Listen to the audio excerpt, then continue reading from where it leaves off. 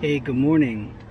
I just wanted to quickly read over Psalm 77 and maybe a little bit of 78 as I was reading my devotional this morning. And it talks about how David, he was at a point where he was just kind of like, God, where are you? Did you leave me alone? I don't feel you around. And he's looking, right? So, and I think we all get to that point where sometimes we just feel like God is at a distance far off, and we don't know where he is, what he's doing, if he's with us anymore. And David, he seems to go through that a lot, that I know of anyway. And it's really, really encouraging. And it gets to a point where he comes to a remembrance of what God has done, and that's what we need to do. But I just want to quickly read over that real quick. So Psalm 77, let's just read this through real quick. I cry out to God, yes, I shout, oh, that God would listen to me. When I was in deep trouble, I searched for the Lord. All night long I prayed with hands lifted toward heaven, but my soul was not comforted. Yeah, I think I get like that all the time. I don't know about you. I think of God and I moan, overwhelmed with longing for his help. You don't let me sleep. I am too distressed even to pray. I think of good old days long since ended, when my nights were filled with joyful songs.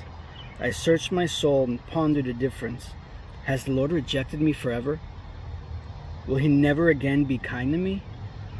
Is his unfailing love gone forever? Have his promises permanently failed?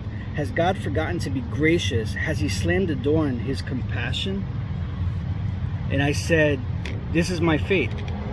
The Most High has turned his hand against me. But then I recall all you have done, O Lord. I remember your wonderful deeds of long ago. They are constantly in my thoughts, and I can't stop thinking about your mighty works. O God, your ways are holy. Is there any God as mighty as you? You are the God of great wonders. You demonstrate your awesome power among the nations. By your strong arm, you redeemed your people,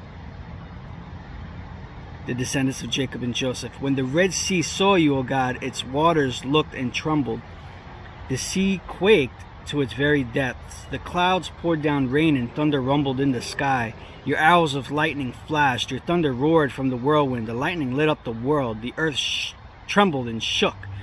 Your road led through the sea, your pathway through the mighty waters, a pathway no one knew was there. And I'm here to tell you, as I was reminded this morning, that although we don't see that pathway, although we don't see God there making a way in whatever way that may look, whether it's health, finances, friendship, relationships, whatever it might be, God will make that path as long as you seek him wholeheartedly and you're obedient to him.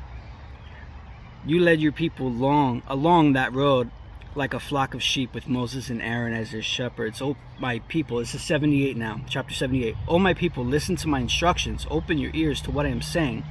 For I will speak to you in a parable. I will teach you hidden lessons from our past, stories we have heard and known, stories of our ancestors handed down to us. We will not hide these truths from our children. We will tell the next generation. We got to speak and share into the next generation. Speak to your friends, your co-workers, your children, if you have any, about the glorious deeds of the Lord, about his power and his mighty wonders. For he issued his laws to Jacob. He gave his instructions to Israel. As we know, Jacob was renamed to Israel, right? So he gave his instructions to Israel. He commanded our ancestors to teach them to their children, so the next generation might know them, even the children not yet born. And they will in turn teach their own children. So each generation should set its hope anew on God, not forgetting his glorious miracles and obeying his commands.